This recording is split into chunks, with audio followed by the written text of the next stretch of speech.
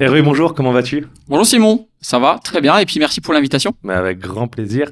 Hervé, est-ce que tu peux très vite te présenter pour ceux qui ne te connaîtraient pas? Je vais faire très vite, parce que quand on est passionné par ce qu'on fait, on peut passer des heures. Donc Hervé Padilla, 42 ans, directeur général d'IFA Business School et Metz Numérique School, qui sont donc des écoles messines, implantées localement, où nous on vise clairement l'insertion professionnelle des jeunes diplômés. C'est génial. Moi, ça me fait super plaisir de te recevoir aujourd'hui parce que, tu le sais, j'ai fait mes 3 dernières études à l'IFA Business School à Metz. Tu m'as récupéré d'ailleurs, toi personnellement, à l'époque C'est où vrai. je me perdais un petit peu. J'avais commencé par des études vétérinaires, après j'étais parti dans la compta gestion, puis j'avais fait un BTS MUC. Après, j'avais dit, tu sais quoi, je vais aller travailler. Je me suis confronté au marché de l'emploi, je me suis dit, ok, je vais reprendre mes études, on va déjà recentrer un petit peu tout ça. Et l'IFA m'a récupéré à ce moment-là. Et honnêtement, et j'ai pas peur de le dire parce que je le dis à tous ceux que je rencontre, m'a vraiment remis dans le droit chemin. Et je me suis en plus, et ça c'est un peu le coup de chance, ou découvert une passion sur la partie communication marketing. Et du coup, déjà, merci à l'époque de l'IFA parce que c'est vraiment, moi j'ai passé 3 années géniales dans cette école. Et puis merci de venir du coup aujourd'hui. C'est avec beaucoup d'émotion parce que chaque histoire est différente. Chaque candidat à l'IFA, à Metz Numérique School, on a vraiment à chaque fois une histoire de vie. On a une histoire on a un parcours. Et en fait, on se doit de considérer chaque parcours différemment. Et je me rappelle encore de ta présence, de ta venue aux portes ouvertes avec ta maman, je crois. Exactement, ouais. Si mes souvenirs sont bons. Ouais. Je me rappelle encore d'une discussion dans le couloir où on voyait bien que voilà, elle souhaitait que tu trouves ta voie.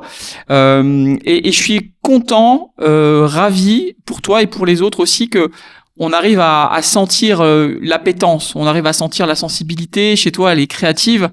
Tu sors du cadre, mais t'as su aussi te recentrer quand il y avait besoin. Et aujourd'hui, ce qui va faire ta force, aujourd'hui, dans tes projets entrepreneuriaux, et c'est pour ça que je suis là, pour aussi te remercier de ça, c'est que tu sais t'adapter, tu sais être agile, et quelque part, c'est peut-être ce qu'on va évoquer aujourd'hui, ces qualités qui, je crois, sont celles d'aujourd'hui et celles de demain pour les jeunes entrepreneurs, mais aussi les jeunes diplômés qui arrivent sur le marché de l'emploi. Ouais, exactement. Je me rappelle d'un mot que tu as eu à l'époque où on s'était rencontrés, donc suite à cette journée porte ouverte. Tu m'avais appelé un intrapreneur. Est-ce que tu te rappelles de ce mot-là? Ouais. Tu m'avais dit, Simon, à l'époque on se voyait, tu me disais, Simon, vous êtes un intrapreneur. C'est-à-dire que vous avez besoin de trouver une entreprise qui vous laisse de la liberté créative, mais qui vous encadre pour vous montrer ce qu'est le monde professionnel. Finalement, est-ce que c'est pas un peu ça, l'IFA? C'est de trouver des profils à qui on apprend ce qu'est le monde professionnel et on leur apprend à côté de ça grâce à des intervenants qui, si je me trompe pas, sont tous en fait Tous des professionnels, ouais. des professionnels. Et on leur apprend aujourd'hui à, ok, on t'a enseigné ça, mais ce qui est important maintenant, c'est que ça, tu ailles le développer dans l'entreprise. Ouais, moi j'aime bien dire que ce soit l'IFA Business School ou Metz Numérique School sur la partie informatique, on est des incubateurs. Incubateur, on y met beaucoup de choses aujourd'hui. C'est un mot devenu un peu à la mode, mais un incubateur, faut revenir à la genèse, c'est permettre de grandir, c'est phosphorer, c'est repenser, c'est se remettre en cause. Et je crois que l'enseignement d'aujourd'hui, plus encore qu'avant, on n'est plus dans des positions sachant, apprenant. Tu l'as dit, on a des formateurs professionnels. Et donc, ils ont cette mentalité de se remettre en cause, d'accepter des avis contradictoires aussi. Et donc, nous, ce qu'on essaye de faire avec nos jeunes, ça a été le cas avec toi, mais on reviendra sur l'intrapreneur, parce que je crois que c'est un mot qui est pas suffisamment utilisé à mon goût encore aujourd'hui. Je suis assez d'accord. On y reviendra, parce qu'il faut avoir de l'ambition dans la vie, et parfois l'ambition, c'est pas de vouloir créer le nouveau réseau social Facebook ou autre. Ça peut être beaucoup plus modeste, mais c'est ça. En fait, une école doit être un incubateur. Nous sommes un incubateur pour permettre à chacun de se révéler. Alors après, on fait qu'une partie du chemin. Nous, on fait 50% de la route. On met les bons formateurs, on essaye en tout cas, on met les bonnes infrastructures, on se rappelle vraiment de qui sont nos apprenants, on connaît leur parcours, et encore aujourd'hui, quand je croise dans la rue voilà, des élèves qui sont venus il y a 5 ans, 10 ans, 15 ans, et certains qui reviennent donner des cours. Et aujourd'hui, moi, je suis ravi parce que tu vas revenir chez nous et tu vas aussi toi-même être dans cette position de formateur, et ça va nous faire vraiment plaisir ce premier jour-là. C'est tout ça, en fait. Et je crois que la position d'un stagiaire, d'un élève, d'un apprenant, on dit comme on veut, elle change avec le temps. Voilà. Et nous, notre rôle, c'est d'accompagner ce changement.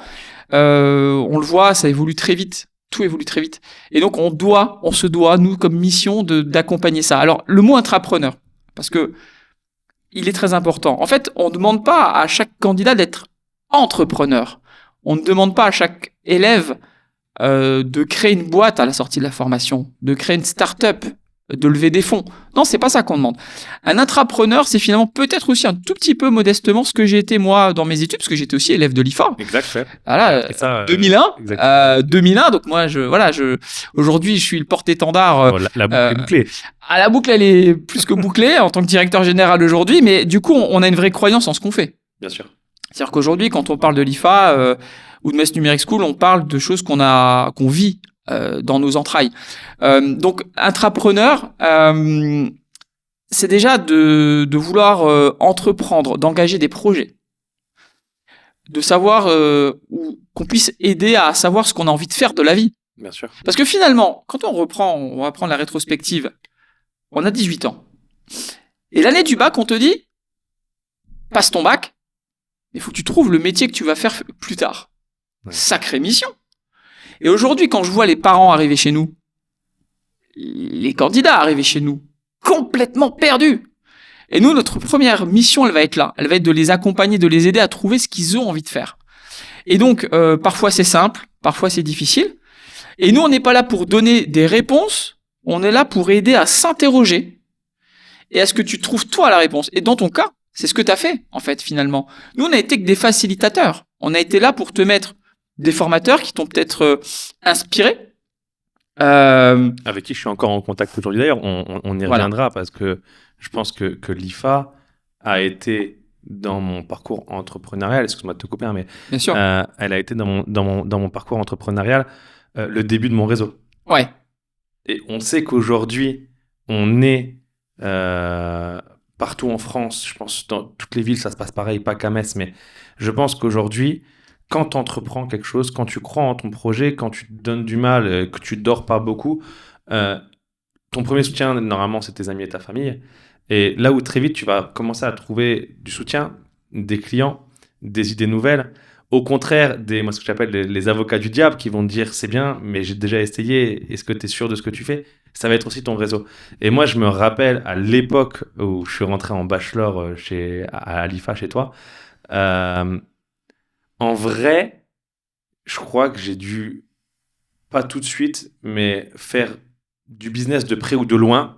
Par exemple, je pense à l'Intran chez Divacor où on a été partenaire pendant longtemps avec, je sais pas, peut-être 3 ou 4 intervenants au sein même de l'école. Donc c'est vrai que ce que tu dis, c'est que effectivement le but de tout un chacun, c'est vous mettez en place les bonnes personnes, vous mettez en place les bonnes méthodes de travail, les bonnes infrastructures pour pouvoir pousser l'ensemble de vos élèves, étudiants, stagiaires à avoir, je pense, le meilleur jeu dans leurs mains pour ensuite se développer professionnellement parlant. C'est ça, et moi j'aime faire des parallèles parfois. Alors moi j'aime le sport, donc permettez-moi en tout cas que les auditeurs me permettent cette comparaison, mais en fait on est un centre de formation un peu comme un club de foot. Okay. On est là donc effectivement pour faire grandir, pour faire germer des choses et pour essayer de sortir le meilleur de chacun en fait. Ouais.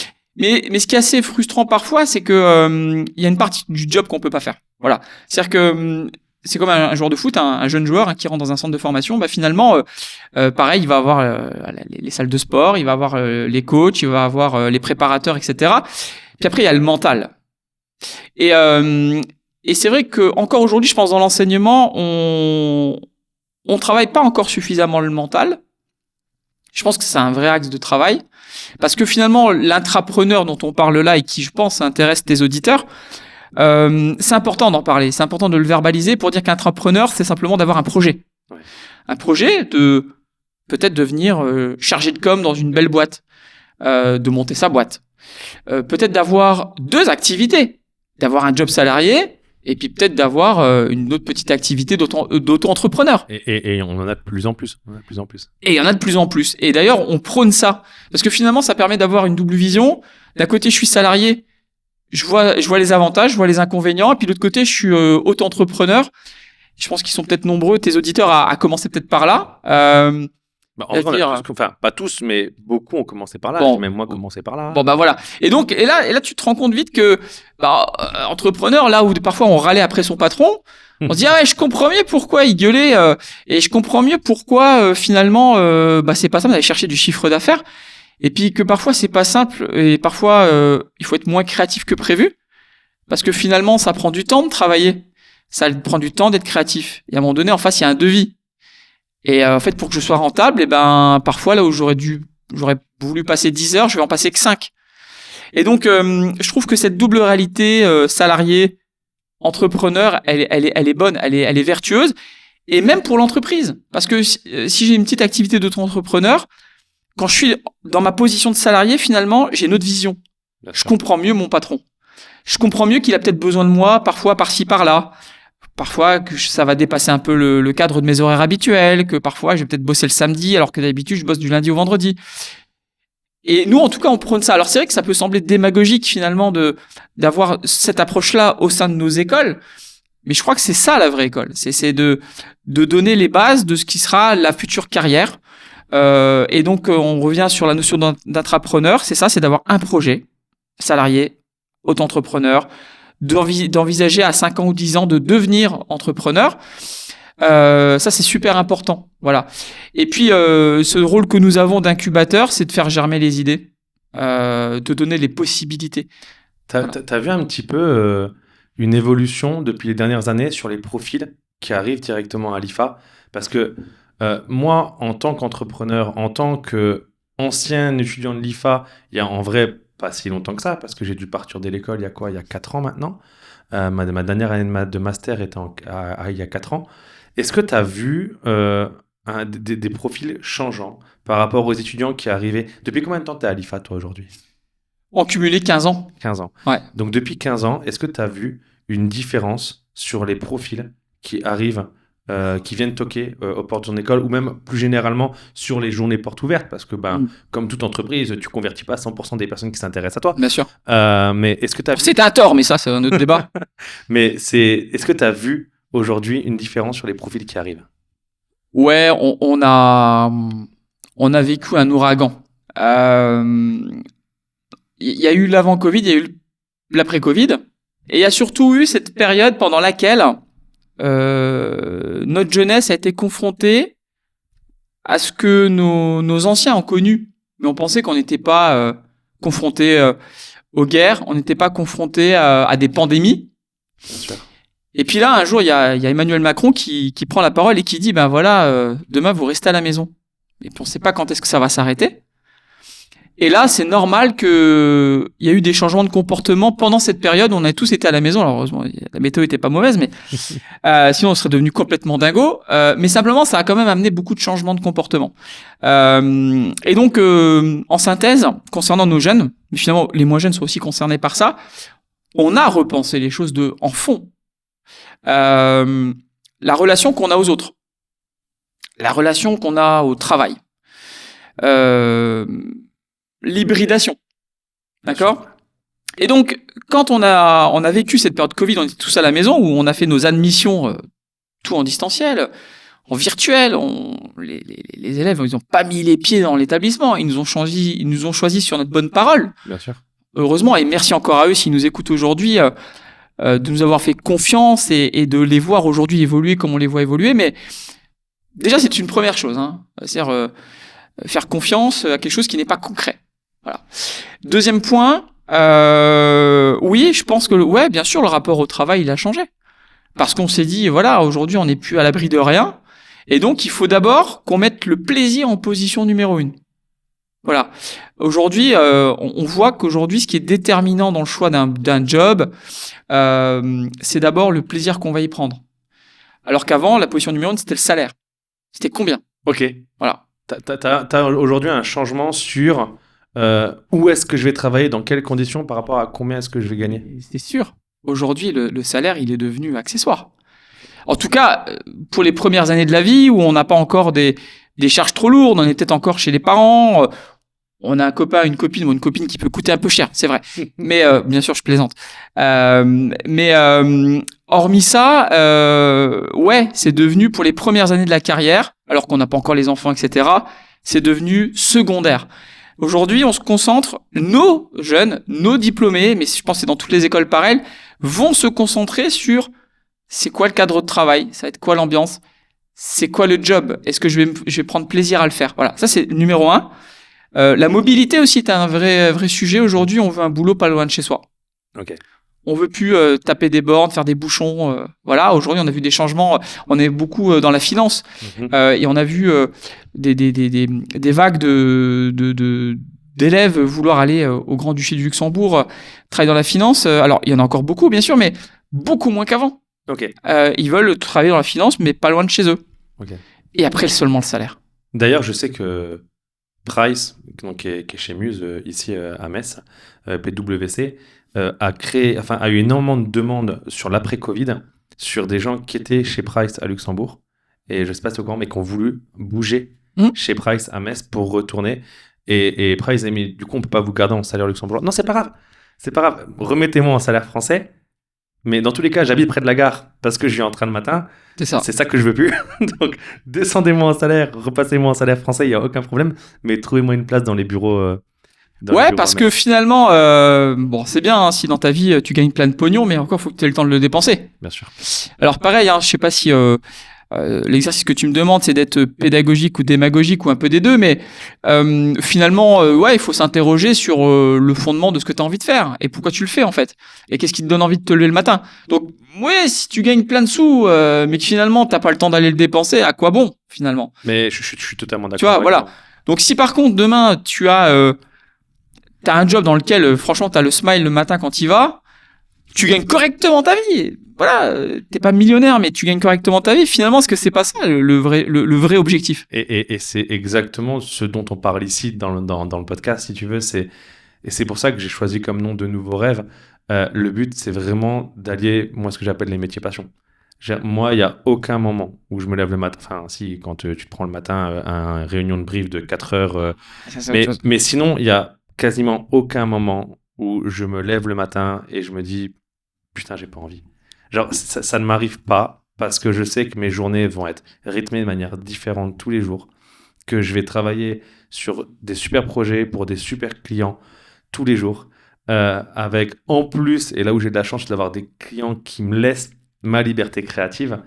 Et du coup, c'est vrai que rallier ma passion et mon métier, je pense, je suis pas très vieux, je suis pas non plus la nouvelle génération, je suis un peu dans cet entre-deux.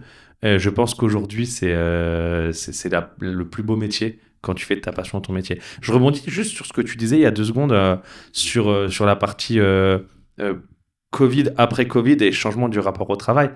Finalement, c'est pas un petit peu du coup la plus-value de l'alternance parce que du coup, les jeunes peuvent vraiment découvrir ce qu'est aujourd'hui une ambiance de travail. Moi, je sais que avant de venir à l'IFA, j'ai toujours été en formation initiale. Chemin vieille école, bac S, prépa veto, initial, DCG initial, BTS MUC initial, plus stage de 6 semaines. Et j'avais pas forcément un bon regard sur l'alternance. Je pense que je suis pas le seul. Je pense qu'il y en a d'autres, mais pour moi, l'alternance, c'était lié à des formations qui étaient pas forcément les formations, soi-disant, je mets bien des guillemets, haut de gamme, parce que même en grande école de commerce, parce qu'on en entendait parler, les grandes écoles de commerce, c'était des stages, mais sinon, t'étais dans un amphi. Et pour moi, c'était ça, les études, tu vois. Et finalement, en arrivant à l'IFA, je me suis rendu compte, pas que j'ai appris presque autant en alternance qu'à l'école, mais pas loin. Dans le sens où aujourd'hui, moi, je crois en l'alternance. Aujourd'hui, moi-même, j'ai pris des alternants et tu sais qu'il y a encore une personne qui arrive à partir d'octobre qui merci à toi, effectivement. Qui vient de l'IFA. Mais j'ai absolument envie de prôner le message de l'alternance par rapport aux idées reçues que moi, j'avais pu avoir. Donc finalement, c'est pas un petit peu par rapport à tous ces changements générationnels, la bonne voie, l'alternance? Alors, non seulement je serais mal placé pour dire que c'est pas la bonne voie. Moi, j'ai fait mes études en alternance. J'ai moi-même un parcours atypique et l'alternance a été une vraie révélation pour moi. Mais ce qui a réellement changé, c'est une position de l'État déjà à la base. C'est-à-dire qu'il y a une époque, l'apprentissage, c'était les basses qualifications. Voilà, t'es pas bon à l'école, tu vas faire apprentissage, tu vas faire un CAP, un BEP, etc. Ce qui est assez drôle, et ça c'est un peu la revanche de l'alternance en général, et pour nous aussi une fierté, c'est que déjà on va dire merci à Emmanuel Macron d'avoir fait de l'apprentissage un porte-étendard pour nos jeunes, pour l'avenir du pays, pour fixer les compétences sur le territoire, en les aidant financièrement parlant, en aidant les entreprises financièrement parlant. Mais aujourd'hui, ce qu'on constate, c'est qu'en fait, les grandes écoles viennent de se mettre à l'apprentissage. C'est-à-dire qu'aujourd'hui, des grandes écoles proposent des cursus en apprentissage. Bien sûr, ouais. Parce qu'aujourd'hui, c'est devenu indispensable. Aujourd'hui, quand je vois des parcours comme le tien et comme des centaines d'autres par an chez nous, et à la remise des diplômes qu'on fait chaque année, où on a 400 diplômés dans la salle et qu'on parle avec eux, mais la vision n'est plus la même. La vision de l'employeur, la vision des contraintes, des droits, des devoirs, des obligations, le goût de la réussite, du challenge, ça s'apprend sur le terrain. Il n'y a pas d'autre débat. Bien sûr. Il faut ça. Donc il y a déjà l'État qui a contribué à promouvoir l'alternance et l'apprentissage, et ça c'est une bonne chose. Et puis des jeunes qui veulent devenir acteurs de leur avenir. Et donc si tu veux devenir acteur de ton avenir, il faut que tu pratiques. Parce que si tu passes 35 heures dans une salle à écouter des belles paroles, à regarder des beaux PowerPoint et des belles vidéos, t'as raté une grosse partie. Donc l'alternance, c'est le bon équilibre, c'est le juste équilibre entre ce qu'une école doit t'apporter en termes de connaissances et la mise en pratique de ce que tu as appris.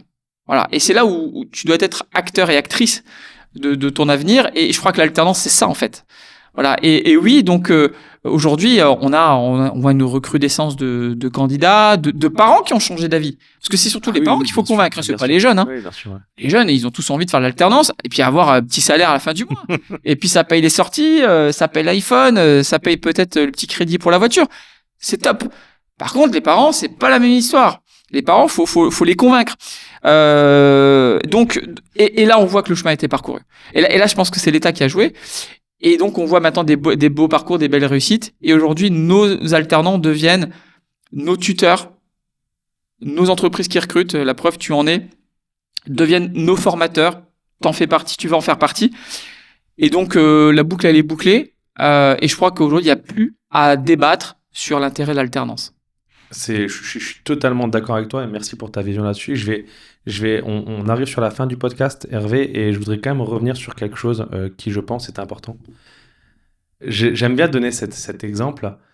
Cet exemple quand j'ai acheté mon appartement. Donc moi, j'ai acheté en plein pendant le Covid.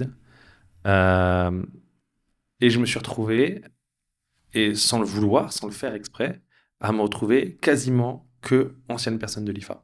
C'est-à-dire que je suis allé prendre ma visite immobilière. Personne qui avait fait l'IFA, alors à la base en RH, mais qui finalement avait fait un changement de voie.